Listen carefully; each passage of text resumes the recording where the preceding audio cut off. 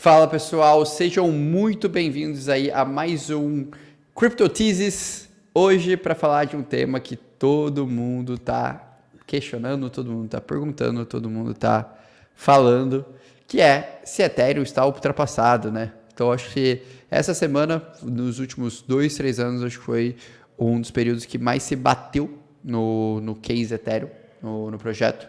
Muita gente se questionando se faz sentido manter ele tendo posição, especialmente agora que Solana está quase renovando sua máxima histórica no mercado. Então, muita gente questionando sobre escalabilidade, sobre viabilidade, sobre se faz sentido estar investindo nesse ativo. E eu e o Cássio, a gente decidiu trazer a nossa visão sobre o tema. Então, não só de Ethereum em si, mas abordar todo o ecossistema, tudo que a gente está pretendendo, e no final trazer um pouco do nosso veredito, de como que nós estaríamos lidando, como nós estaríamos alocando nessa situação. É isso, Casta? É isso aí, meu bro. Vamos ver se Ethereum morreu ou se, sei lá, ou se tem futuro para ela. É isso. Então, cara, como é que você quer? Vamos começar então explicando um pouco, né, do que as pessoas estão falando, o que as pessoas estão batendo em Ether? Acho que a gente podia pegar pontos que estão se batendo em Ether e a gente avalia o que a gente acha desses pontos para montar um panorama geral e mais para o final da live a gente pode encaminhar uma tese, que a gente pode até construir ela junto aqui a quatro mãos, digamos assim. Fechado, fechado. Então Fechado? tá. Vamos Puxa começar aí pelo qual que é o primeiro ponto aqui. O primeiro ponto, acho que é o ponto mais importante para a gente começar, que é a gente avaliar que a Ethereum está ultrapassada ou que a Ethereum morreu, porque ela é uma rede cara. Porque no Pô, imaginário coletivo, esse é o maior problema da Ethereum. pô, legal, legal. Acho que Ethereum é cara, né? acho que é um excelente ponto. Legal, cara, vamos lá. Primeira coisa, eu acho que isso é Vou indiscutível. ajeitando o mic enquanto você fala aí. Não, cara, eu acho que o primeiro ponto é que é indiscutível. Ethereum, de longe, é o ativo que mais cobra taxas do mercado cripto. Acho que isso é impossível da gente discordar. Na verdade, né, está acontecendo um fenômeno muito, muito raro essa semana em específico, que é as primeiras vezes que a gente está vendo o, o Bitcoin tendo mais taxa que Ethereum, na média. Mas quando a gente olha para longo prazo, é bem discrepante, né, a dinâmica de FIIs de Ethereum versus Bitcoin. Então, Ether segue realmente sendo um ativo mais caro, um dos ativos que mais gera, nesse sentido, taxa, gera essa dinâmica. Mas eu acho que aí entra um ponto, né? Na minha visão, acredito que isso já é algo consensual, inclusive dentro do próprio time do Ethereum. Eu acho que a ideia ou a visão que as pessoas tinham, e era uma visão que foi trazida a partir principalmente de 2020, quando a gente falou, quando foi a primeira vez que surgiu a dinâmica, a narrativa do Ethereum 2.0, é que Ethereum seria barata, mas desde lá, desde que a gente começa a discutir shardings para a rede do Ethereum, é um consenso entre desenvolvedores, entre time, entre tudo, que nunca teremos uma solução de camada base da Ethereum barata. O objetivo da Ethereum não é ser barata na sua camada base. Eu acho que isso é um consenso, se a gente pode colocar assim. Acho que isso é um consenso, cara, e isso vem muito também, eu costumo falar, né? Quando você avalia o mercado pelo olhar de uma sardinha, digamos assim, né? A sardinha só consegue pensar o mercado pelo uso que ela faz no mercado. Mas, cara, as sardinhas não são o mercado, é justamente a sardinha quem o mercado extrai valor. Então, quando você pensar, quero comprar uma moedinha, quero montar um poolzinho de liquidez, eu quero fazer um swapzinho, aí você olha para uma Ethereum, você se sente excluído. Eu não opero na Ethereum, por exemplo, tipo, pô, vou pagar 12 dólares, 25 dólares, 40 dólares de taxa para fazer alguma coisa. Mas isso é uma visão de um indivíduo. Isso é uma visão de um investidor pessoal. E o dinheiro grande, né, ou o dinheiro alto, ele funciona de maneira diferente, cara. Então, primeira coisa é o fato de uma sardinha não gostar da Ethereum para fazer sardinices não é um critério de inviabilidade ou não é um fator que vai determinar o sucesso ou não da Ethereum. A gente tem que entender como que a Ethereum se encaixa nesse cenário.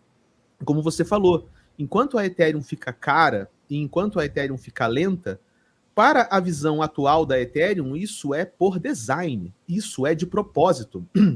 Por quê? Porque o espaço de bloco da Ethereum começa a se tornar um espaço de bloco premium, um espaço de bloco caro. E um espaço de bloco caro, como é o caso que a gente vê hoje no Bitcoin, por que os ordinais são tão importantes de serem, os ordinais do Bitcoin são melhores, digamos assim, ou as inscrições do Bitcoin são melhores, é porque aquele espaço de bloco, ele é um espaço de bloco que possui maior segurança econômica, e por isso ele é um espaço de bloco premium. A questão é, em cima desse supercomputador, como o BK colocou, né, o preço de um supercomputador, em cima do custo dessa segurança econômica, nós construímos coisas em cima. Então, o sucesso da Ethereum, batendo nessa tese, né, e construindo uma antítese para essa tese, é que o sucesso da Ethereum não depende dela se tornar uma rede barata. O sucesso da Ethereum depende de que o que nós venhamos a construir em cima desse computador caro seja uma coisa que faça sentido, seja uma coisa que faça sucesso, que capture valor, que seja barata. Que seja barata e que capture valor e jogue esse valor caro de volta para a Ethereum. Que isso hoje é o quê? São as segundas camadas, mas essa é uma outra discussão. Então, essa primeira tese, eu não considero ela como uma tese relevante, eu considero mais como uma falta de compreensão. Você achar que a Ethereum vai ruir porque ela é cara, eu acho que a pessoa, ou quem pensa assim, não entendeu como a Ethereum funciona, não entendeu como o mercado funciona ainda. E, cara, eu acho que a gente consegue fazer uma evolução do ponto de vista de investimento e estrutura econômica bem clara com isso. Ó, vamos lá. Aqui a gente tem desde o demerge os gastos em Ethereum, mais especificamente o burn de Ethereum. E é bem interessante que o principal burn é inicialmente o Uniswap, então é uma troca de ativos, e aí eu acho que aqui pode despertar o questionamento, mas por que alguém pagaria $12 de taxa, por exemplo, para interagir na Uniswap? E a resposta é, se você estiver interagindo com capital alto, faz todo sentido financeiro interagir na Uniswap, porque a Uniswap tem um slippage menor, hoje a Uniswap é a corretora do mercado cripto que mais tem liquidez para a grande maioria dos tokens, e, naturalmente, isso atrai investidores institucionais e pagando uma taxa fixa para um cara que está transacionando 100, 200, 300 mil dólares, $12 se torna irrisório versus taxas de outras corretoras. Então, é justificável. Segundo, movimentação de stablecoin. E depois aqui a gente entra novos contratos, né, desenvolvimento de novos dApps. E aqui eu achei bem, bem interessante que a gente começa a ver os primeiros sinais das L2. Então, a gente tem Arbitrum aqui. A gente tem ZK Sync aqui, a gente tem Starkware aqui aparecendo. Então a gente começa a ter realmente esses sinais de L2, a gente tem aqui linha aparecendo aqui agora desse processo de burn. E é bem legal porque a gente também vê uma diversificação muito clara dessa estrutura de burn da Ethereum. Então a gente consegue ver aqui que a gente tem a parte de DeFi, a gente tem a parte de NFT, a gente tem a parte de L2 já sendo responsável por 10% do burn, a gente tem a parte de transferências, a gente tem a parte de outros MISCs e também de MAV, aqui tudo dentro desse complemento. Então, para mim, isso daqui é um segundo ponto bem interessante. E, por fim, eu acho que é o aspecto mais importante do ponto de vista estrutural econômico, isso se justificando, né? Ethereum conseguindo se tornar o primeiro ativo, de fato, deflacionário estruturalmente do mercado. Então, para mim, eu acho que concordo com você. Mas aí a gente cai numa segunda grande crítica, que é as segundas camadas da Ethereum são caras. E eu queria ter um pouco da sua perspectiva em relação a isso. E essa aqui eu acho que a gente já começa a se aproximar de uma crítica que é muito mais válida. E é uma crítica que a gente tem que levar a sério, tá? Porque o fato é o seguinte, cara, não temos nada pronto em cripto, né? O resultado final dessa guerra de blockchains e de escalabilidade, esse resultado não está escrito na mesa. Isso vai acontecer com o desenrolar do tempo. Então, sim, se Ethereum como ecossistema depende de que as segundas camadas sirvam ao seu propósito, que é oferecer uma experiência da Ethereum barata, elas estão tendo dificuldade de oferecer isso agora. Talvez o caso mais icônico seja o caso da Rede Linea, que fez uma baita de uma campanha, né, para as pessoas interagirem com tarefas da Intract, fazer swap na rede, fazer DeFi, colocar liquidez, fazer ponte.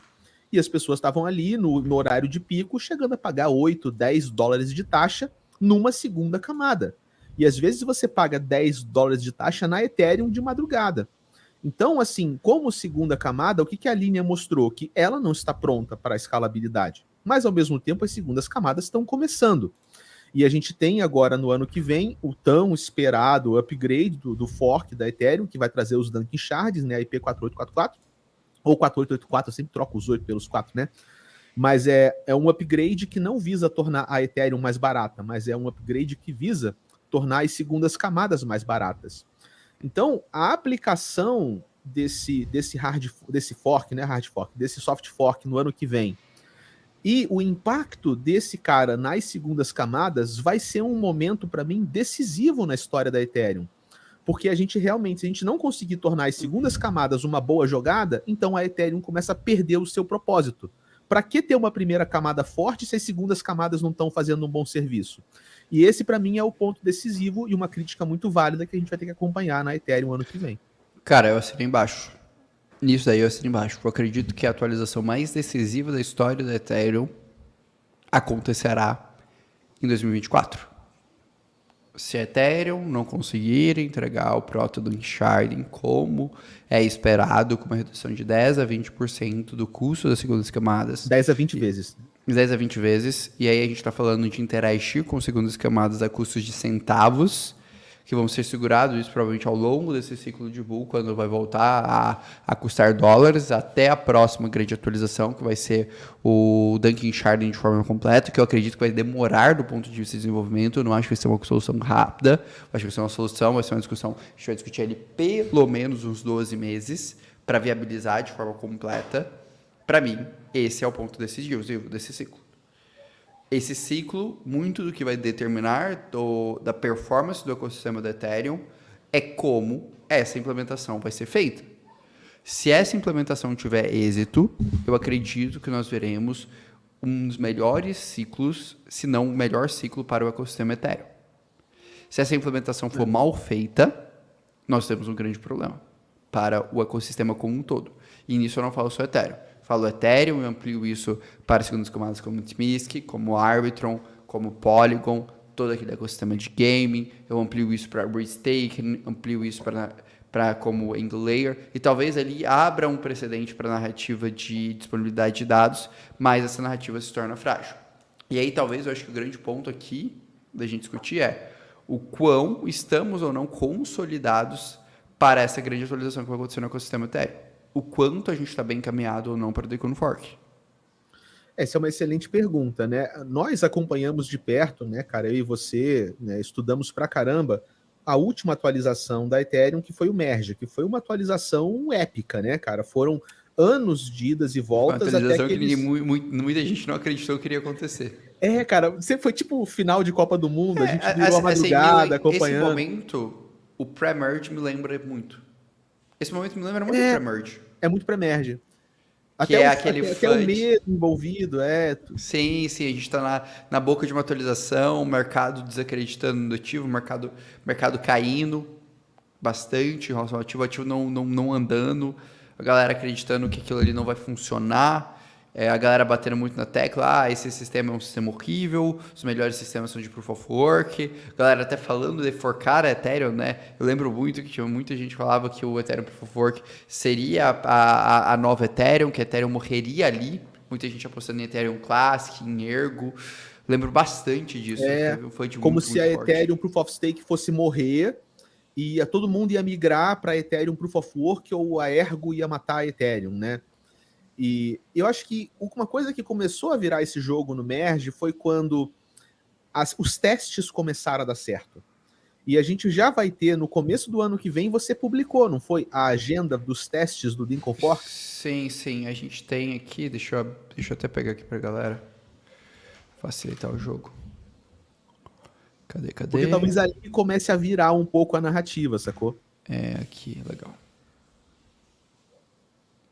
Enquanto isso, deixa eu só puxar umas perguntinhas que encaixam aqui, cara. O BK Filmmaker falou sobre também soluções como a Veil e Celestia, né? Se elas podem ajudar a baratear. Sim, elas também ajudam a baratear, tá, Filmmaker? As soluções de Data Availability, elas também reduzem os custos da segunda camada, porque elas liberam parte da informação que a segunda camada tem que gravar na Ethereum para gravar em outro lugar. É claro que existe aí, né, um compromisso de segurança. Mas se você pega o combo segundas camadas com o Dunk Sharding, que é a atualização, Mas as blockchains de Validium, que é quando você usa uma solução como a Avail, ou você usa uma solução como a Celestia e você exporta parte do problema da segunda camada para fora da primeira camada, a gente pode ter mais de 20 vezes de redução em taxas. Então, sim, é o que a gente está tentando, tá? Eu acho que pode casar. Puxou aí, cara. Puxei aqui, ó. Vamos lá. Datas para o ecossistema do Ethereum. A Goliath, 17 de janeiro. Sepolia, dia 31 de janeiro. A Honey Sky vai ser, acho que dia 7 de fevereiro. Então, pelas minhas contas, se a gente seguir o padrão de atualização, a gente deve ter atualização de fato em março. Se eu fosse apostar. Eu apostaria 80% em março, 20% em abril. Eu acho que uma coisa que eles aprenderam bastante, né, durante a experiência do Merge, foi que eles aprenderam a fazer a cerimônia, né? A aplicar o teste, pegar o feedback, aplicar. Que o Merge, eles amadureceu duas coisas. Amadureceu em assertividade do time. E a segunda coisa, em expectativa. O quão eles divulgam ou não para o mercado. Eu percebo que o time da Ethereum fala muito menos sobre atualização e deixa muito menos claro para o mercado data. Tipo, cara, a gente só vai ter a data da primeira testnet com 20 dias de antecedência. Entendi. A gente está estimando, né? Projetando, né? Não, é confirmado já. Ah, tá, entendi. Confirmado pelo time. Só extrapolando. Não, essas datas são confirmadas. Tá. São confirmadas. O time quando a gente liberou. Mas, tipo assim, isso que eu tô falando, a gente teve uma confirmação de data só agora. O time não queria liberar nem ferrando. E assim, eles passaram um aperto bem grande. Eles ampliaram 2 DevNets a mais para ter a certeza. Estão no processo do Shadow Forks dentro das testnets. Assim, e aí eu falo, para mim, apostar contra o IP4844, a atualização do Equinum Fork, apostar no insucesso dela, é mais difícil, na minha opinião, do que apostar no insucesso do The Merge. Eu acho que a gente está caminhando para a atualização do Ethereum, que o time do Ethereum está mais bem preparado entre todas da sua história. Até porque é uma atualização que está demorando 14 meses. Claro. E ela faz parte de um roadmap grande, porque essa atualização eles não tiraram da cartola. Essa atualização estava prevista há anos e ela já era, dentro do cronograma, o próximo passo depois do merge. Porque o objetivo do merge não era melhorar a escalabilidade. O objetivo do merge era melhorar a política monetária, melhorar o tokenomics. Era tornar o token Ether um token mais inteligente, né, com essa dinâmica de escassez, ultrasound money, queima, emissão e tal, e aliviar a questão do proof of work. E depois a gente começa a pensar em escalabilidade. Então tem uma pergunta muito boa que a gente pode usar como base, até para puxar o gancho da próxima tese, que veio aqui do Pedro Cleves, né? Que é uma pergunta interessante e que deve ecoar com muitas pessoas, especialmente pessoas que estão entrando no mercado agora ou que entraram no mercado, né, há pouco tempo. Por que a Ethereum existe se outras redes se desenvolvendo são como a Ethereum, mas são mais baratas? Essa é uma pergunta que a gente poderia se fazer, cara, no começo de 21 ou no final do ano 2020, quando você olhava a Binance Smart Chain, que era o quê? Que era uma Ethereum mais barata. Ou quando você olhava uma Avalanche, que era uma Ethereum mais barata, ou uma Phantom, ou uma Harmony One, sacou? Todas essas Ethereums mais baratas e a gente insiste na Ethereum cara, digamos assim, né? E eu queria saber, a gente pode bater o seguinte: por que mesmo com todo mundo desacreditando na Ethereum, como a gente vê, por que o dinheiro ainda fica lá dentro, cara? Cara, ótima pergunta. Eu acho que a primeira questão é: o dinheiro está dentro do Ethereum? Vamos lá. Eu acho que assim, é ou não é funcional? Ethereum é ou não funcional? Ethereum tem share de mercado? Porque partindo dessa premissa, você concorda comigo que seria razoável que Ethereum teria um baixo TVL? Se ela fosse inapta, né? Partindo da premissa que não faz sentido negociar dentro do Ethereum, dado custos, a gente deveria ter um ecossistema pequeno. Você concorda comigo? E mais do que isso, sim, o ecossistema que teoricamente não se recupera das perdas do tamanho de outros ecossistemas. Faz sentido essa premissa, certo? Faz. Vamos lá. Quando a gente faz um comparativo aqui, o que a gente primeiro tem de interessante? Primeira coisa, vamos comparar protocolos. Dá um zoom aí. Consegue? Um pouquinho. Claro. Vamos lá, partindo dessas premissas. Primeira coisa, comparativo de número de protocolo. Ethereum tem uma larga vantagem em relação a todos os ecossistemas, inclusive ecossistemas mais baratos que teoricamente seria mais fácil produzir protocolos. O segundo, outros dois ecossistemas com muitos protocolos, né? Além de Binance Smart Chain, Arbitrum e Polygon, né? Então Polygon aqui e Arbitrum dentro da guarda-chuva, ecossistema do Ethereum, que Binance Smart Chain, mas Ethereum aqui com quase 1.000 protocolos cadastrados, 1.000 protocolos relevantes, né? Então, se a gente alinha aqui, o que é bem interessante da gente reparar, a gente tem até o top 9 dos ecossistemas com mais protocolos, todos EVM. Aí a gente Solana, primeira exceção, e depois quando a gente desce aqui, demora a gente achar outro ecossistema que não EVM.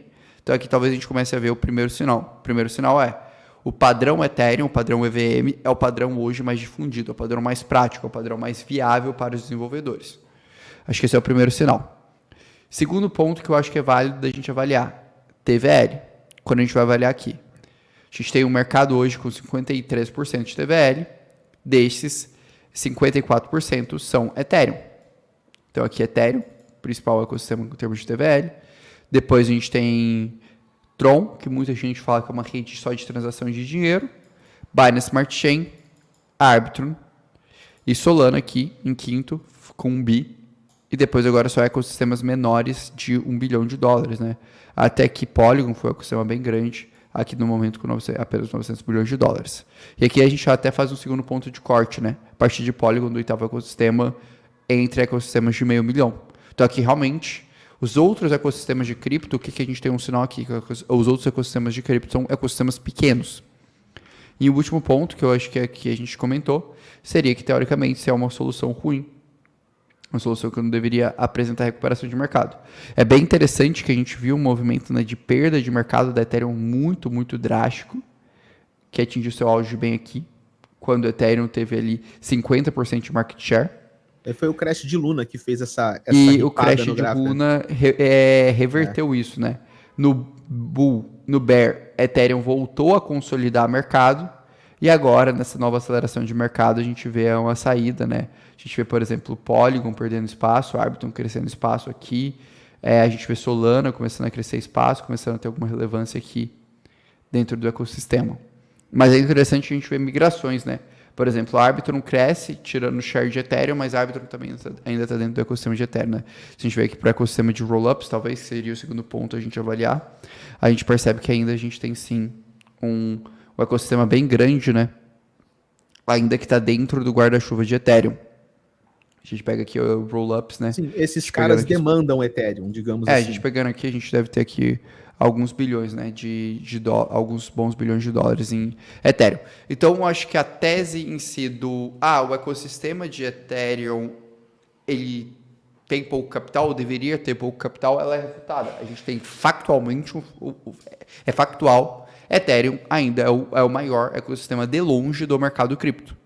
Ainda é muito difícil um ecossistema se equiparar em termos de volume, em termos de tamanho do mercado cripto. E aí entra muito esse questionamento. Por que isso?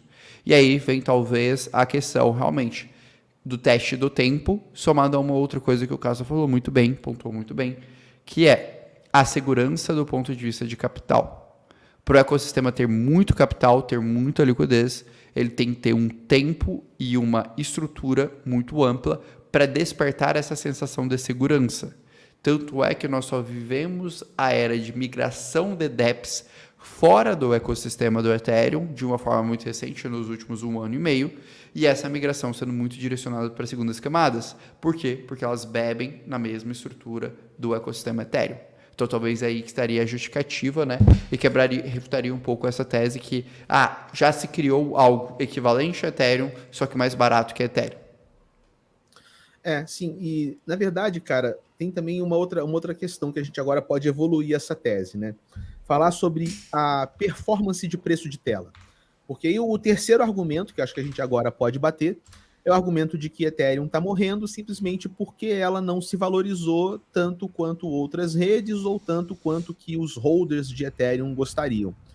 E talvez a gente possa discutir um pouco a questão do movimento do preço de tela do Ethereum nesse ano. Eu nem sei se em relação ao Bitcoin, se esse ano o Ethereum entregou menos que Bitcoin, que seria tipo um benchmark do mercado, mas certamente entregou menos que umas zebras, né? Tipo, como Solana valorizou pra caceta, porque tava lá no fundo do FUD da Alameda, depois voltou e tal. mas a gente podia Ó, bater um pouco nisso. vamos lá. Anual, Bitcoin entregou 160, Ethereum entregou 92%.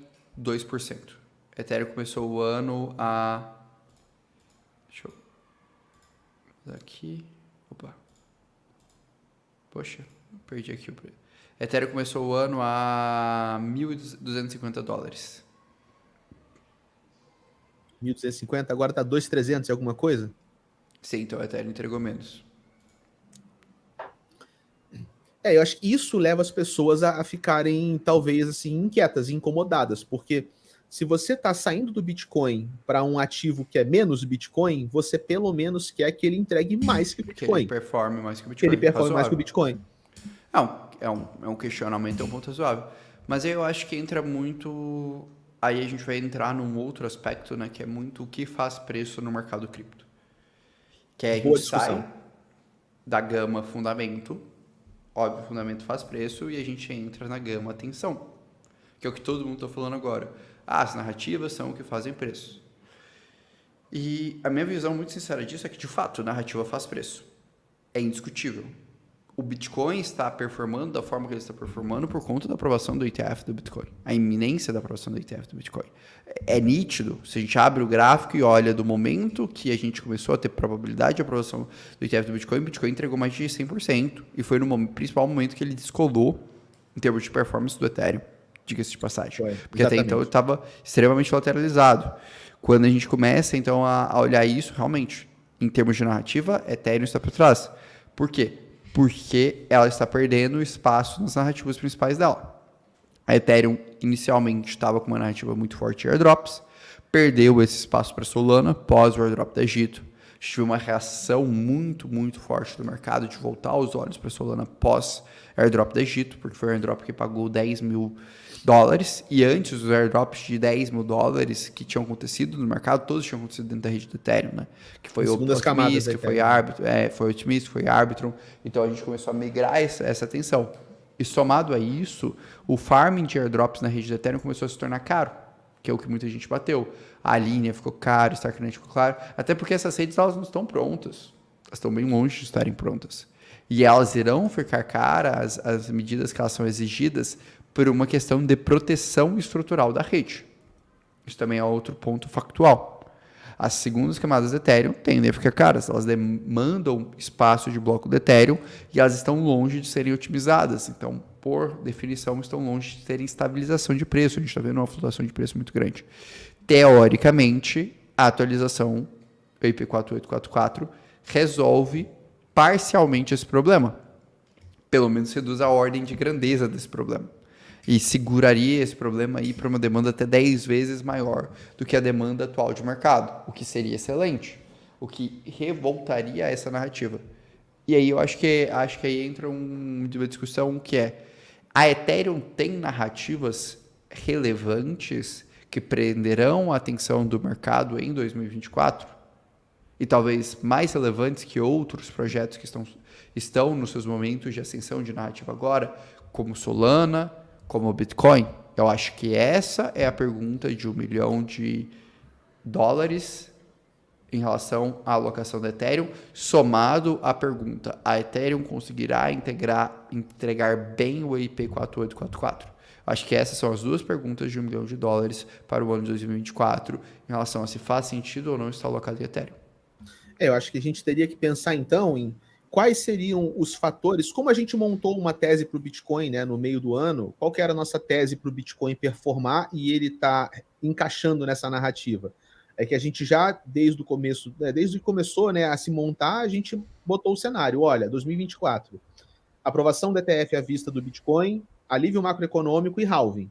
Então você junta esses três fatores, você tem uma narrativa muito forte para o Bitcoin, né, juntando isso com a febre de ordinais e inscrições, cara, tem muitas coisas acontecendo que trazem holofote para o Bitcoin, que trazem atenção, e traz atenção, traz preço de tela, traz narrativa, a coisa anda, digamos assim. Será que a gente consegue montar uma tese para Ethereum no ano que vem, cara, costurando os fatores que poderiam voltar os holofotes para Ethereum? Tipo, eu consigo pensar em algumas coisas. Por exemplo, a implementação dos shardings, né, do Protobank Sharding, entrega, né, e o amadurecimento de algumas dessas segundas camadas e talvez uma season de airdrops consistentes na segunda camada da Ethereum. Então a gente vai ter uma leva aí, vai ter zk-Sync, vai ter Scroll, vai ter Starknet, vai ter tem a Veil, tem Celestia, tem CCIP, então tem muita coisa convergindo. Essas coisas estão todas no modo de build, elas não estão conversando direito. Então, um amadurecimento do ecossistema de segundas camadas e camadas zero, junto com uma aprovação de ETF à vista da Ethereum, junto com o sucesso do Lincoln Fork e redução das taxas operadas em segundas camadas, junto com uma nova leva de airdrops. Eu acho que se a gente costurar esse cenário, a gente vai ter uma volta de atenção na Ethereum, talvez ali nos primeiros 4 meses do ano que vem ou 6 meses do ano que vem. O que tu Beleza. acha? Cara, vamos lá. O que eu acho que quais são as narrativas que eu vejo para Ethereum pro ano que vem, tá bom? Acho que a gente vai abrir o ano com a narrativa do Lincoln Fork. Indiscutivelmente. Lincoln Fork vai ser uma narrativa forte. Até porque é uma narrativa que incomoda. É uma narrativa que rompe muita coisa. Da mesma forma que o Merge foi. Isso não significa necessariamente que pré-Lincoln Fork o mercado vai subir. Até porque o Merge teve efeito negativo no preço do Ethereum. Pô, sua concretização ele teve um efeito positivo. E ele abriu uma simetria muito interessante para alocar em ecossistemas. Pô, o cara que pré-merge alocou em Lido fez muito dinheiro. Que alocou em Pendle fez muito dinheiro. Yeah. Então, qual que é a minha visão? Eu acho que a primeira narrativa que a gente vai ter, que vai começar a tomar relevância a partir do final de janeiro e durar até março, abril, vai ser o Lincoln Fork. Especialmente se o Lincoln Fork tiver sucesso. Se o Lincoln Fork tiver sucesso, essa narrativa se mantém ali até abril, maio, com muita força. E aí, para mim, quem vão ser os maiores beneficiários dessa estrutura? L2, então Arbitrum, Polygon, Optimism. Cara, essa galera vai puxar muito o mercado, vai chamar muita atenção. Eu acho que ele abre precedente para airdrop, talvez a gente tenha um airdrop da Starknet, um airdrop da zk-Sync. Acho que não de linha, de scroll, acho que essas outras redes ainda tá cedo. Ainda tá cedo. Eu acho que abre precedente para outros drops, se forem acontecer, Layer 0, outras coisas, outros drops relativamente associados. Eu acho que abre precedente muito forte para o crescimento de Data Viability, porque aí Data Viability começa a fazer muito sentido pelo Deverg, pela próxima atualização do Ethereum. Então, acho que abre um mercado bem interessante para Celeste, Layer, Aveil e Near. São as 4 grandes soluções. E Link, que são as 5 grandes soluções do mercado de estrutura. Outra de integração, né, digamos assim, né, de integração de sistemas, né. Se eu fosse classificar em probabilidade, essa eu jogaria uma probabilidade de uns 80%, 85%. De se tornar um caso concreto. Sendo bem sincero. Segundo ponto que eu acho que é muito forte. Aí vai meio do ano já. A gente já está no meio do ano. ETF Spot de Ether. Posto a aprovação do ETF Spot de Bitcoin, é muito razoável extrapolar que nós teremos a aprovação do ETF Spot de Ether. Aí a primeira dúvida natural que todo mundo vai levantar. Mas outra primeira camada pode ter um ETF Spot, Polygon, Solana, podem ter ETF Spot. Elas estão bem longe. Por quê? Porque hoje a gente não tem infraestrutura institucional para esses players. Especialmente quando a gente olha para a questão de futuros. Hoje, apenas Ethereum e Bitcoin têm futuros lançados. E a gente ainda não viu nenhuma citação da CME, de outros players direcionando essa dinâmica. Agora que a gente está começando, a gente vai ter opções de Solana na Deribit agora. É o terceiro instrumento. Eu acho que faz sentido a Solana ser o terceiro player nesse caso, assim. Quem Cara, viria no vácuo da Ethereum? Acho que uma Solana entra nesse vácuo. Se eu fosse fazer minha aposta, ou a Solana ou a Polygon. Ou Solana ou Polygon. Pós ETF Ethereum. Pós ETF. Solana, Polygon. Talvez Link, mas eu acho que Link menos. Eu acho que Solana ou Polygon chamam mais atenção. Então, mas tipo assim, eu não acho que um ETF spot de outra cripto vai começar a ser discutido fortemente no ano de 2024. Possivelmente, Acho porque não tem infraestrutura.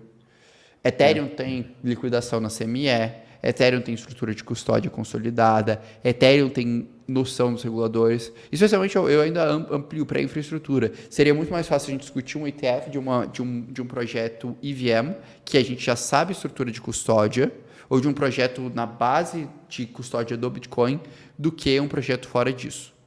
Não que Solana não possa quebrar essa bolha, não duvido nem um pouco. Mas eu falo que é uma bolha difícil. E essa barreira é uma barreira proibitiva do ponto de vista de entrada de fluxo de capital. Então, acho que aí esquenta-se a discussão do ETF spot de Ethereum. Eu estou cada vez mais otimista com esse cenário. Por quê? A gente está tendo uma redução significativa dos prêmios dentro da Grayscale, do produto da Grayscale de Ethereum. A gente teve o posicionamento BlackRock, Fidelity, Investo, que é o trio ali mais forte de aprovação do ETF. Assim como todo mundo falou, a BlackRock só teve 2 recusas em sua história de ETF, 2, 3 recusas de ETF. A gente continua com essa mesma estatística. E se a BlackRock aprova o ETF de Bitcoin, ela mostra ainda mais força. E não faz sentido a BlackRock estar queimando dinheiro para pedir um ETF spot de Ether se ela não tem a intenção que aquilo ali vá para frente. Essa é a minha leitura. Especialmente com uma vitória em relação ao ETF spot de Bitcoin. E aí a gente tem um precedente muito forte para a aprovação do ETF spot de Ether, que é o quê? A soma entre a aprovação do ETF spot de Bitcoin, que aí pluga o argumento por que o ETF spot de Bitcoin foi aprovado.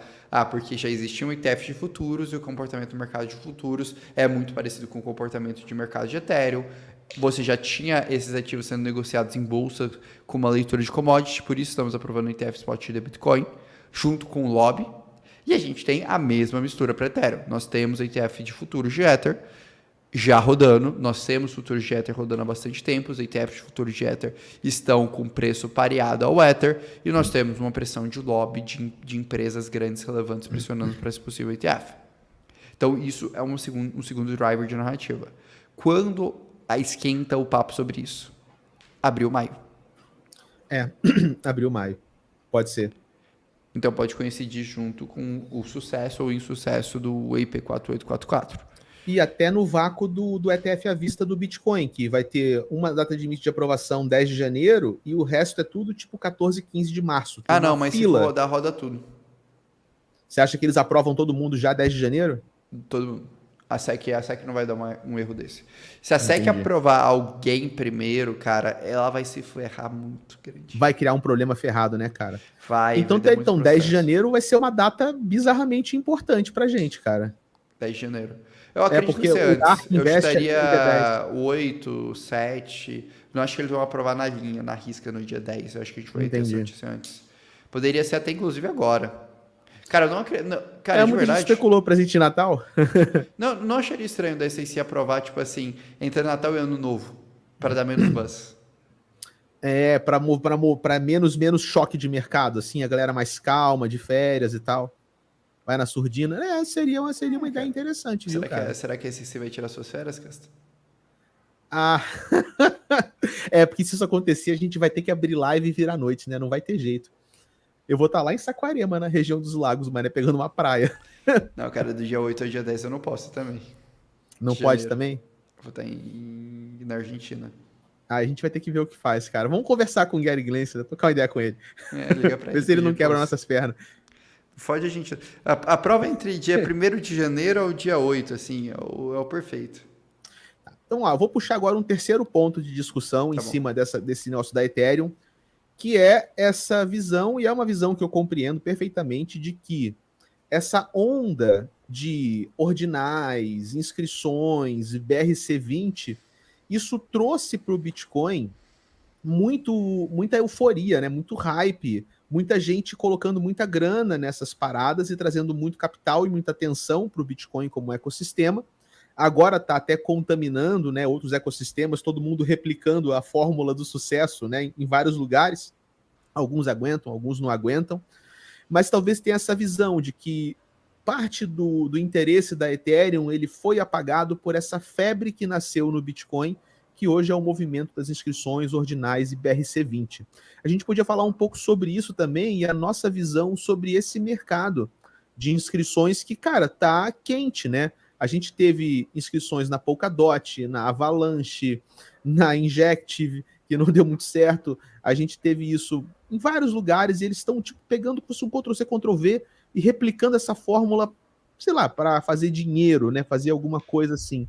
Você acha que isso tem fundamento e que isso pode tornar o Bitcoin um concorrente da Ethereum, digamos assim, e aí a Ethereum ela entrega suas estratégias para o Bitcoin e o Bitcoin toma o lugar dela, talvez? Cara, na estrutura atual, não. Eu concordo também, mas eu quero ouvir primeiro o seu ponto de vista. Cara, na estrutura atual, não, porque é extremamente frágil, né? Assim, convenhamos. O nível de fragilidade da estrutura atual de Ordinals de Inscription existe um bug report no Bitcoin estudado de como atualizar a rede e tirar aquilo. É bizarro, né? Esse é o nível de fragilidade que a gente está falando. Mas é verdade, não é? Não é esse o nível? Você é um engenheiro de software há 20 anos, que eu não esteja falando besteira. O nível de vulnerabilidade é uma atualização? Isso é grave, né? Tipo, um core dev questionando se tudo isso é um bug, né? Ou um ataque à rede, né? Isso tem que ser consertado. E não é só um bug, como ele já tem um caminho para resolver se eles querem. Não, na verdade é muito fácil, tá? Eu posso até falar como programador. Você pode, com uma pequeniníssima atualização, muito simples, que não vai oferecer risco nenhum para o histórico passado da rede, para a maneira como a rede funciona, num estalar de dedos você mata a maneira como... Não os ordinais, tá? Mas você mata a maneira como as inscrições do BRC20 funciona hoje. Bem tranquilo, sacou? Se quisesse fazer, claro. Então, beleza. Então, eu acho que esse é o primeiro ponto de alerta. É um ecossistema frágil. Eu acho que isso a gente não discorda. Qual que é a minha visão sobre a forma que está sendo desenvolvida? Eu acredito que a gente vai continuar tendo inscriptions, a gente vai continuar tendo ordinais. Desde a primeira vez que a gente tocou nesse tema aqui no canal, eu sempre bati nessa tecla. Na verdade, até antes de eu ter o canal, eu e o Cássio, a gente bateu, eu falei, cara, isso vai voltar. Isso vai voltar e isso vai ser um paradigma para a rede do Bitcoin. As pessoas não estão dando a devida importância para o que significa Ordinals. A gente teve esse papo. Há 8 meses, 9 meses atrás. Acho que foi em março, acho que foi em fevereiro, alguma coisa assim. A gente teve esse papo. E eu mantenho isso. Ordinals gera dinheiro para uma ponta muito importante para o Bitcoin, que é os mineradores. Somado a outra ponta, que é a galera que fez dinheiro com o Bitcoin e que estava com o seu volume travado dentro do Bitcoin. Então, Ordinals é um movimento muito difícil de acabar. A grande questão é, qual é a evolução disso? Eu não acho que a evolução disso é o sistema frágil e que gera congestionamento dentro da estrutura do Bitcoin. Provavelmente nós teremos investimentos de segunda camada, em outra estrutura, teremos um eventual fork dentro do Bitcoin, alguma dinâmica assim para viabilizar toda essa estrutura. Posto isso, eu não duvido que pode se tornar um ecossistema relevante. Eu só não acho que ele tem infraestrutura para suportar e se tornar algo relevante neste ciclo. Boa. Tecnologia demora para ser desenvolvida. A gente não tem nada maduro de solução de segunda camada relevante no Bitcoin. Mas que a gente tem a Stacks. E ela ainda não é madura. Ela não é madura. E tem também o fato de que Bitcoin não é uma plataforma de contrato inteligente, né? Então, todas essas soluções que surgem em cima do Bitcoin é muito louco como a gente fica tão entusiasmado com o dinheiro, né? E quando as coisas sobem e elas se multiplicam, quanto mais rápido o preço de tela dessas coisas sobe, mais a gente abre mão da nossa racionalidade, né? A gente realmente entra no modo ape, né? Primata, assim. O instinto fala mais alto. Cara, essas segundas soluções soluções de segunda camada do Bitcoin, todas elas têm focos de centralização absurdos, cara. Se você pega a maneira como as inscrições funcionam, você não tem como processar a lógica da mintagem na rede do Bitcoin, porque Bitcoin não tem contrato inteligente. Então você depende de um indexador externo. Cara, que é um sistema que vai rodar numa Amazon, super centralizado, onde o cara que faz a inscrição controla o processo da inscrição. Eu até botei no meu canal uma live, eu mintei uma inscrição para sentir na pele o processo. E, cara, é absurdo. Você, em vez de você ir como você vai numa Ethereum, ou até numa Ethereum, numa Tezos, sacou? Numa Immutable X, qualquer plataforma de contrato inteligente, não precisa ser o Bitcoin, pode ser outra, pode ser a Solana. Você vai lá e minta um NFT, a mintagem do NFT é um processo atômico. O que é um processo atômico? Você fala, esse é o meu NFT, quero mintar. Aí ele fala, tá bom, então faço uma transação. Você faz a transação e o NFT vai parar na sua carteira. E é uma transação. Agora, quando eu fui mintar aquele ordinal, cara, a parada é absurda. Você faz um depósito para uma carteira que não está atrelada ao tal do NFT ou do ativo digital, que é a inscrição.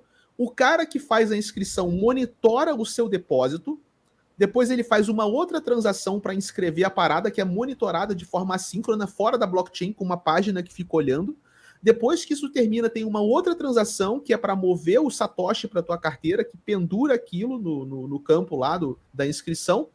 E, cara, às vezes leva 3, 4, 5 horas para mintar um ativo digital.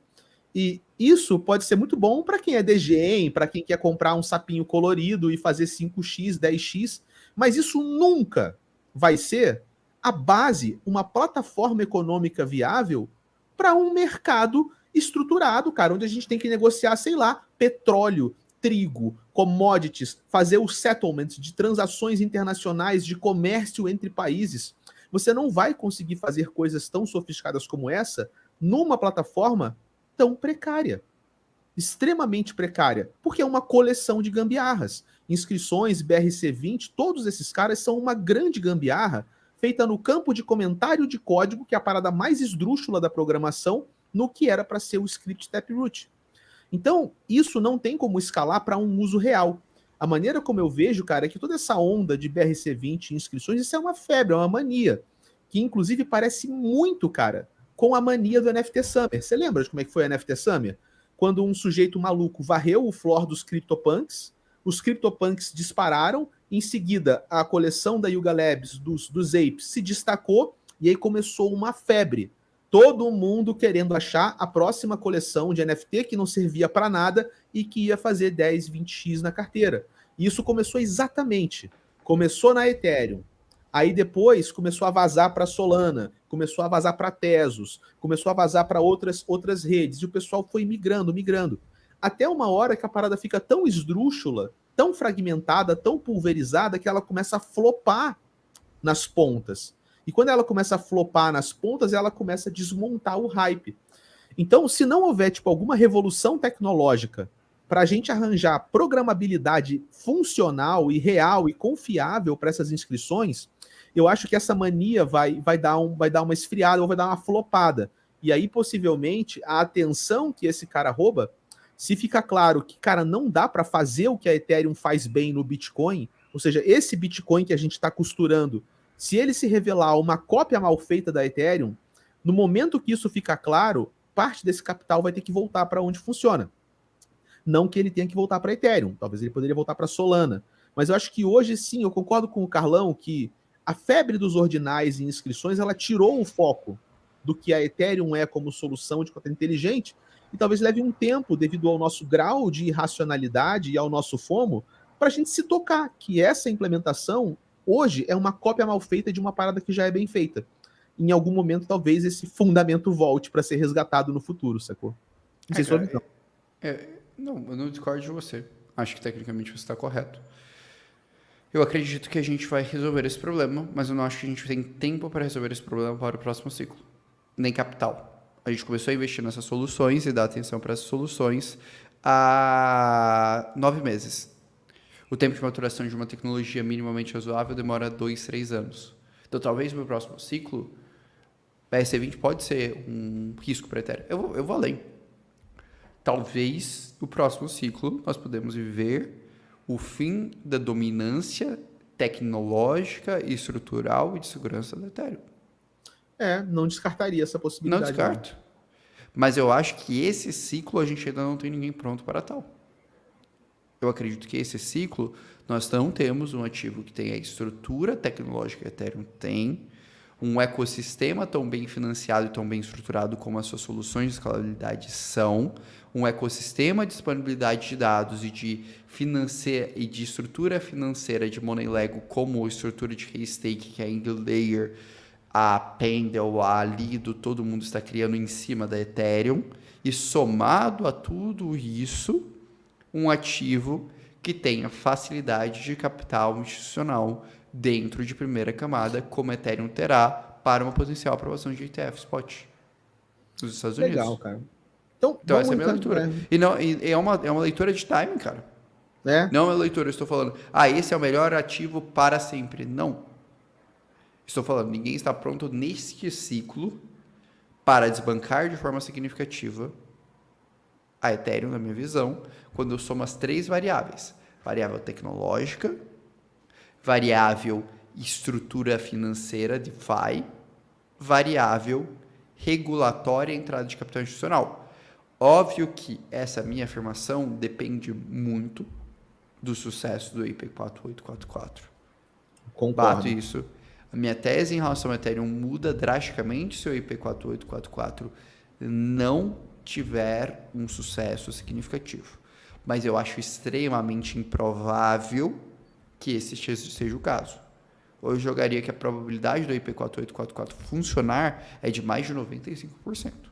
E eu estou super confortável em tomar mais risco agora, nesse momento de FUD, no projeto, e agora, nesse momento de incerteza em relação a essa atualização do que o mercado está tendo em relação ao Ethereum. Porque eu acho que o mercado esqueceu a capacidade do time da Ethereum de entregar soluções bem estruturadas, como já aconteceu várias vezes.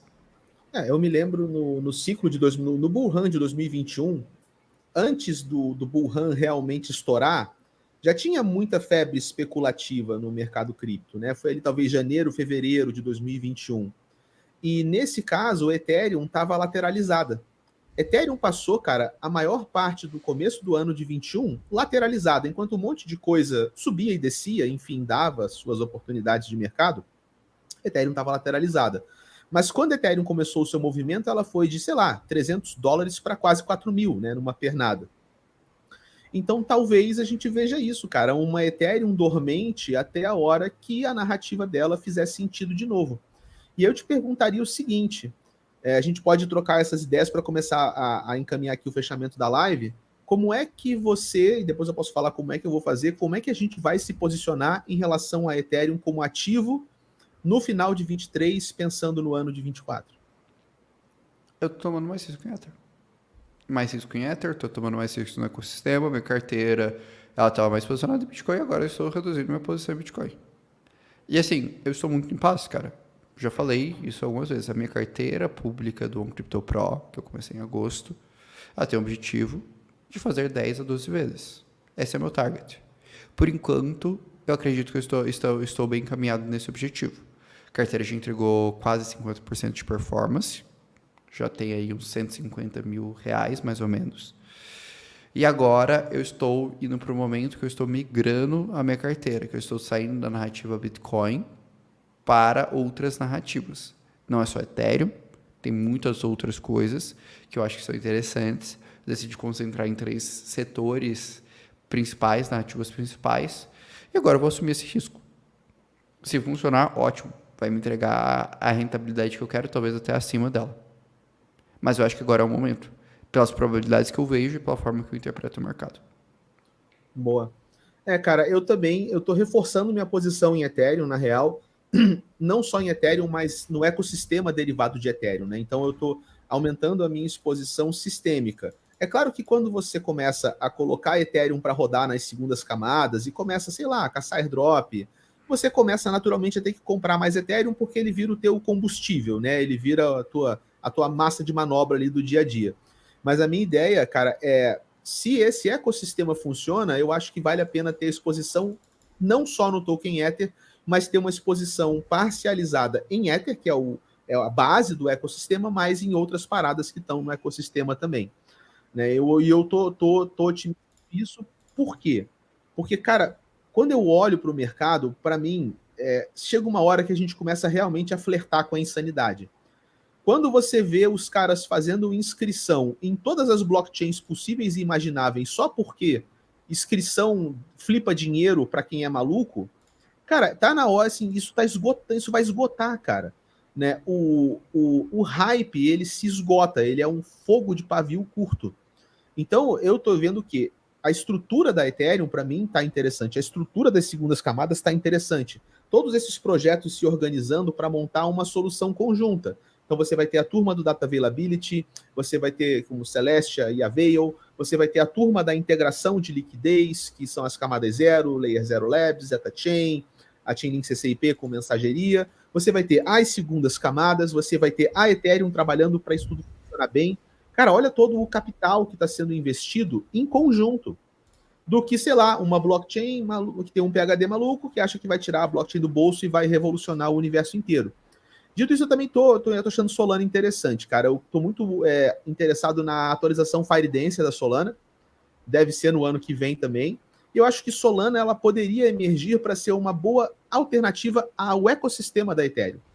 Quando você quer uma coisa mais tipo blockchain de altíssima frequência, né? E você não quer lidar com toda aquela complexidade estrutural e econômica da Ethereum. Acho que para alguns casos de uso pode fazer mais sentido ir para Solana e para outros talvez faça mais sentido essa abordagem multi-chain, interconectada, plataformizada da Ethereum, que ela oferece diferentes setups, diferentes arranjos, sabe? Como um ecossistema global. Mas estou de olho nesses dois aí, cara. Estou acompanhando o mercado mais ou menos parecido com a tua visão também. Sim, sim. Cara, eu acho que assim, agora acho que tem que esperar, sabe? Acho que toda tese você levanta ela, você espera o tempo. E, cara, eu tô acostumado a isso, apesar de ser um momento um pouquinho mais estressante quando você tem que esperar que a sua tese valide. É uma coisa que eu já faço há 5 anos. Lembra Terra Luna, né? Cara, me lembra Terra Luna. Sim, me lembra Terra Luna, porque Terra Luna teve muito isso também. Todo mundo falando que era o máximo, a gente falando que Não. tava estranho, que ia morrer, apanhamos pra caramba porque falamos isso. Cara, eu tô me divertindo, porque essa tese que você tá falando de Ethereum, basicamente ela vai contra o que a Delphi tá falando no momento e o que a Miceri tá falando no momento. São duas das maiores research de cripto. Já erraram no passado? Já erraram. Erraram em relação à Terra Luna, por exemplo. Eles eram otimistas pra caceta. A Delphi era otimista pra caceta com Terra Luna, né? Cara, eu estou em paz com a minha tese. Se ela vai estar certa, se ela vai estar errada, talvez daqui março. 3 anos, 4 meses a gente confirmou ou não. Mas a gente tem janelas de observação, assim, com certeza a gente vai estar de olho no primeiro teste. Sinceramente, eu acho muito difícil da testnet falhar. Se a testnet falhar, eu vou ficar muito assustado. Aí a gente vai ter que dar uma olhada. Eu acompanhei todo o processo do time desenvolvedor, eu acompanhei todas as calls dos desenvolvedores no último ano. Os caras estão caminhando, cara, os caras estão sendo muito cuidadosos, cara. Muito, muito, muito cuidadosos. Mas eles aprenderam, eles estão fazendo dever de casa. Irritantemente cuidadosos. Eu acho que eles aprenderam, cara, a fazer o dever de casa com o Merge. Eles ganharam muita experiência com a novela do Merge, cara. Mas vamos ver, né, cara? Vamos acompanhar. A gente pode fazer até... Não sei se vai dar para fazer, que nem aqueles outros. A gente, de repente, fazer uma live, acompanhar o teste ao vivo, sacou? Botando lá o explorador de blocos. Acho que vale, hein, cara? Podemos fazer. Se o pessoal quiser, e a gente já pode ir reavaliando na hora. A gente roda o Node de Ethereum, vê. Vai ser legal dar uma pensada nisso, pra gente poder acompanhar de perto esses testes aí e até dar um reporte mais atualizado, né, pra comunidade, porque o que a gente montou é uma tese, cara, e como toda tese, ela tem que ser o tempo todo revista, né? Teses mudam. Tese não é uma profecia, tese é uma parada que você faz uma análise e enquanto a informação vai vindo, você vai modelando, vai ajeitando, né? Sim. Muito bem, cara, acho que é isso que a gente tinha para bater. Quer puxar algumas dúvidas da galera? 10 minutinhos? Vamos ver, vamos puxar. Cara, vamos falar um pouquinho aqui. Tinha umas perguntas boas que passaram, deixa eu voltar aqui. O pessoal tá falando de Nier, cara. Como é que você tá vendo Nier nesse caso? Porque Nier, inclusive, deu uma pampada forte, não foi? Na semana passada ou nessa semana? Nier é um case que eu tenho em carteira já. Em carteira acho que eu já peguei mais de... A posição de Nier mais que dobrou desde quando eu coloquei. Deixa eu até ver quanto que fez a posição de Nier que eu tinha. Mas eu acho que ela mais que dobrou. Acho que ela deve ter entregado uns 200%, alguma coisa assim. Nier é um caso que eu já falava de Nier há um tempo já, né, cara? Eu lembro de um podcast nosso, antigão, que eu já tava dando um que Nier porrou aqui esses dias. Cara, eu peguei em Nier mais ou menos aqui em agosto. Nier entregou valorizou aí quase últimos 3 meses. Entregou aí os 300%. Entregou 200% desde que eu aloquei em Nier. Cara, eu acho que é um case bom, é um case que está se reinventando, mas é um case que está se tornando um pouco mais dependente do ecossistema de L2 como um todo. Sim. Sabe? Porque ele está pivotando, ele está indo para a parte de data viability. Eu acho que o time da Nier ele é um time extremamente capacitado para entregar o que eles estão se propondo. Então, Pra mim é um case bom. É um case que eu tô com uma alocação legal, tô confortável com a minha alocação em E NIR. tu sabe que é um case que também está capitalizando em cima da Ethereum, né? Porque a NIR está pivotando, por exemplo, para virar concorrente da Avail e prestar serviços de camada de dados para o ecossistema da Ethereum. Sim. Então, beleza, cara. Quer puxar? E Polkadot, cara, porque, olha, Polkadot recentemente o pessoal começou a achar legal, porque a febre das inscrições chegou na Polkadot, né? E sempre que a febre das inscrições ela chega num ecossistema, é um momento tenso para o ecossistema, porque a maneira como as inscrições funcionam, elas estressam demais, cara, o ecossistema. Estressam muito. E parece que Polkadot tirou de gravatinha e passou lisa, cara. Você ainda tem. Como é que estão suas expectativas para Polkadot no próximo ciclo, cara? Cara, eu tô com expectativas mistas. Eu tô bem na dúvida se eu quero manter a alocação ou não no case. Ainda não tirei minha alocação do case. Tô estudando, talvez, uma exposição indireta através de Aster. Aster é um case que deu uma melhorada, né? Tem algumas parachains novas que estão surgindo também, mas eu não consegui ainda testar, cara. Muito bem. Cadê aqui? Celestia, cara. Celestia será a Solana ou Cardano desse ciclo em termos de valorização. A solução que eles trazem é extremamente demandada pelo mercado. Sabe que Celestia, apesar de prestar serviço para Ethereum, é uma blockchain do ecossistema da Cosmos, né? Uhum. E é uma blockchain meio geralzona, né? Cara, É. eu acho que vai ser um case que vai caminhar bem, vai entregar bem. É um case que eu tô pensando em adicionar em carteira. E, cara, não sei muito bem como é que vai ser a performance, porque vai ser uma performance mais por narrativa, porque é um serviço pouco consumido. Exato, a gente ainda não tem, né, blockchains de grande volume que demandam de verdade a Celestia, né? Sim, é um sistema pouco consumido, mas é uma narrativa muito forte. Então, talvez isso, junto com... a gente pega um hype de Angular Layer, que vai ter solução de DA, um hype de Avail, que vai ter solução de DA, um hype de NIR, que vai ter solução de DA. A soma desses fatores pode ajudar bastante. Eu acho que muito disso ainda é narrativa, né? Tanto o Eigenlayer também, né? Por exemplo, o restaking ainda nem funciona de verdade, né? Então tá todo mundo ainda se posicionando para algo que pode fazer sentido no futuro. E realmente o Dinkum Fork, né? Dinkum Fork, sei lá como é que fala isso, do Dunk Sharding, ele vai ser a base. Porque, cara, se as segundas camadas não ficarem baratas de verdade, então não tem por que a gente olhar a integração de segunda camada, data availability para a segunda camada, enriquecer o ecossistema da segunda camada. Acho que conseguir fazer elas ficarem baratas é o ponto-chave para tudo. Então, acho que a gente pode realmente montar essa tese e acompanhar esses pontos para o ano que vem. Implementação do fork, avanços em ETF da Ethereum e desdobramentos tecnológicos nas segundas camadas, cara. Sim, com certeza. Cara, acho que principalmente, eu acho que assim, acho que a gente vai falar muito ainda da segunda camada, se a gente começar a ter um season de airdrop muito forte. A gente tem um caminho para tal. Bom, maravilha então, cara. Acho que da minha parte é isso. Você quer puxar mais alguma coisa? Não, acho que tá tranquilo, cara. Acho que vamos fechar por aí. Então é isso. Tem que pegar a estrada daqui a pouco agora para voltar para São Paulo. Agradecer aí, galera. Mais uma live. Espero que o pessoal tenha curtido. Ah, cara, só uma coisa. Tô sem paciência hoje. Bro, de verdade, a minha carteira ela é pública. Todo mundo que tá dando CryptoPro tem acesso à minha carteira, todas as minhas posições.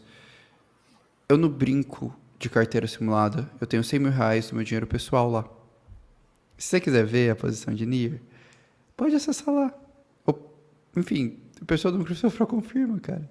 Eu não tenho por que mentir, cara. Eu tenho carteira pública. Se eu mentir, se eu mentir que eu falar, eu tenho posição de tal coisa aqui, tem literalmente 1.100 pessoas que têm acesso à minha carteira, que sabem exatamente as minhas posições com 100 mil reais que eu coloquei, o quanto que eu tô tirando de cada um daqueles pontos. Tá bom?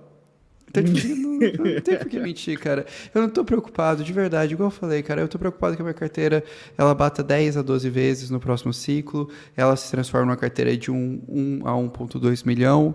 Eu tô preocupado que a minha carteira de airdrop, ela consiga ali trazer um retorno de uns 100 mil reais a 200 mil reais. dentro da estrutura. Eu literalmente deixo todas as minhas carteiras públicas para as pessoas, por quê? Porque eu já tive carteira simulada, eu sei que dá para mentir pra cacete em performance de carteira simulada. É a coisa mais fácil do mundo, é um Excel que controla. Cara, tem um motivo pelo qual eu nunca fiz nenhuma operação, desde o dia que eu abri um CryptoPro, que não foi pública para todos os assinantes do CryptoPro gravado em vídeo. É porque, velho, eu não tô afim de mentir. Eu não preciso disso. Então Não tô você mais abre, a nesse estágio da minha corretora, vida. você abre a corretora e você compra ao vivo Jura? Eu não sei. Juro, Sabe? eu abro a Ó, corretora, compro ao vivo, toda vez. Tem 27 mil e alguma coisa. Quer ver? Agora, nesse exato momento, tem 27.761,33 centavos na minha carteira Dol. pública de dólares. Dol.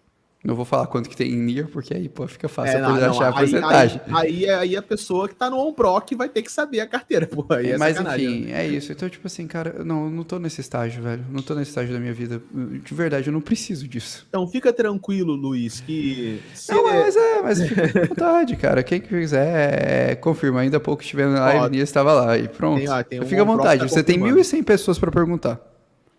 E todos Muito os bem. vídeos, todos bonitinhos. Eu prometo que o dia que a carteira bater a performance dela, eu abro e eu mostro exatamente a carteira para todo mundo.